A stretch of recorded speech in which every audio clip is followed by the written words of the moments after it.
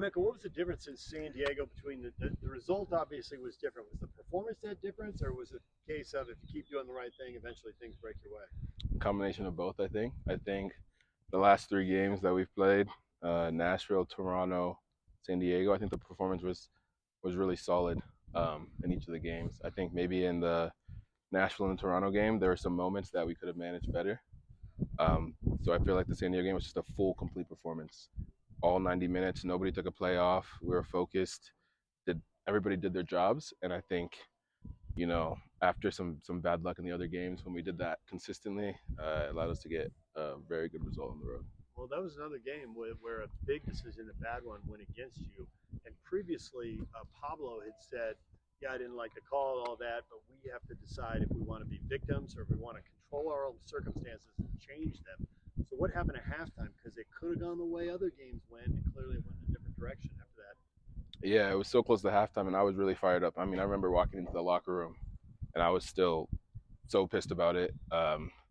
The first, which is natural and it's normal. The first 3-4 minutes of halftime, I think we're all kind of just talking about it, how it was, unfair to us. We were all very angry about it, but I think the whole team as a collective in in the locker room before the coaches came in did really well to, obviously we're going to be frustrated about it. We're going to talk about it for a little bit, but to not dwell on it. So, after a couple of minutes in the locker room talking about it, kind of just said, it's over now. It happened. Let's move on to the next thing. Let's see how we can, play a better second half and get a good result. So I think the credit to the whole team and the locker room, we all just had a positive conversation after we got the refereeing stuff out of the way, and allowed us to focus on the second half. Made a good tactical adjustment in the second half, which allowed us to control the game better and then get a good result. What did you see on Diego's first goal? From defense to offense in the blink of an eye, what did you see from your perspective? Yeah, it was really, really good. I think it was also a lot of credit to what we did in training. We scouted them a lot. We know they like to play through the middle a lot, and they're giving up a lot of chances. Trying to stuff balls through the middle. And Deej is a great defender, and he reads the game really well. So we pressed as a collective. He was able to pick it off, and then his quality in the attacking third in those 1v1 areas. So after he picked it off, great finish, great 1v1 dribble. Fantastic goal. Have you seen his game grow this season? Yeah, I think he's taken the onus, the weight on his shoulders to try and to really produce goals and assists for us in the attacking third. Maybe last year we had a lot of other attacking talents, and he's kind of some of them have left now, so obviously more weight's going to be on his shoulder, and he's handled it very well. And he's did very well in the last game, scored a brace against LA Galaxy. So he's been doing terrific. Early in the first half, obviously Brian Vera took that massive hit. Talk about Sam Junqua stepping up big time and then getting that goal for you guys.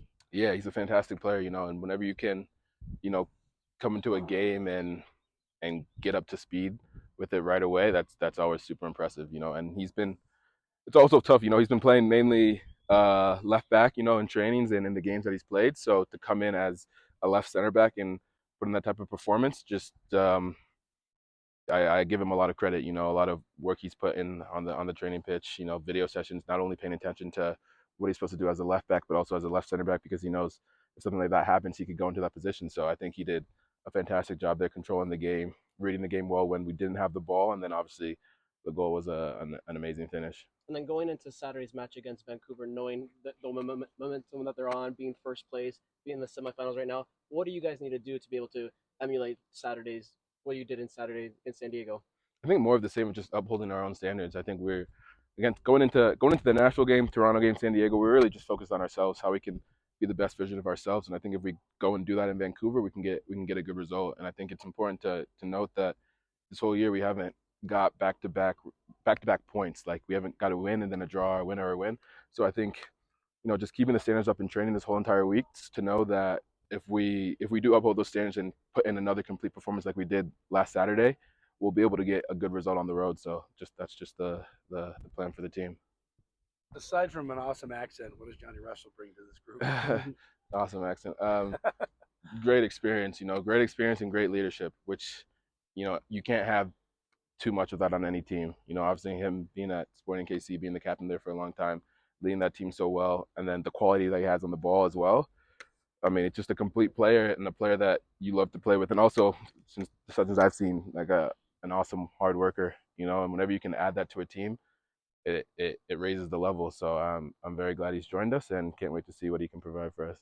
He seems to have like a leadership aura around him. Like, what is it about just his presence where it almost like commands leadership? Yeah, I think it just kind of just when you've had a career like that, um, and the things you've done in the past, you kind of just have that respect when you walk into a team. Everybody knows what he's achieved at Sporting KC and when he was abroad in Europe, and so he can just kind of come here and he's put in the hard work to have the career that he's had. That when he walks in here on the training field, you can respect that and respect what he's done as a leader, and it just adds to the leadership that we have on this team and can help us all grow together.